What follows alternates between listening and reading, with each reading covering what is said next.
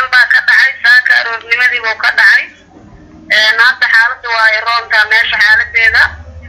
kolla baabuurtii mar baa la joojiyey laakiin hadda waddadu waa ay furan tahay qarax xooggan baa ka dhacay marka waa kaasaa xaaladda hal nin baa ku dhintay oo meesha marayo askariya baabuur oo kuwaan oo ciidamada amsoonka oo kuwa booliiska meesha marayo ku qarxay marka hadda xaaladdu way deganta hadda meesha wax dhimasho halkaas nin baan ogahay aniga xaafaduna hadda waa degayiin kolla mar baa la kala cararay oo xaafadaha iyo dadka dhan ay caradeen laakiin hadda dibaa loo soo laabtay waa la nooyaad waa garta markaa qaraxa xaguu ka dhacay qaraxa wuxuu ka dhacay wasaaradda gaashaandhigga iyo inta u dhaxayso shiir kore xeel gurwada inta u dhaxayso ka dhacay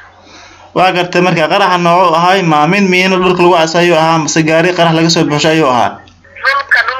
dhulka miino ahaa dhulka ku jirta dhulka la geliyo dhulka waa garta marka ma jirtaa wax khasaara oo kasoo gaara dadka shacabka ee degan agagaarka waddada wallaahi dadka shacabka oo kasoo gaaray badanaa guryihii jiingade kollaba ahaayeen awalba jiingadina hadda qaaraa fuqfuqsan dad badanaa oo dhibaatada kasoo gaarta hadda wax dhimashaa ma jiraan iyo dhaawaca laakiin jiingadihii hantidii jiingadaha way baaba'day waa garta marka baabuurta amisom ay sheegteen qaraxa la beegsaday ayaga wax khasaara oo dhankooda soo gaaray ma noo sheegi kartaa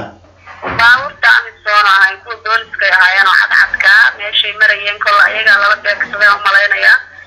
waana sidoo holcaayuu cararay gaariga sidoo holcaayuu cararay marka ka waran waddada say tahay xaaladeeda hadda ma la marayaa mase way xiran tahay waddada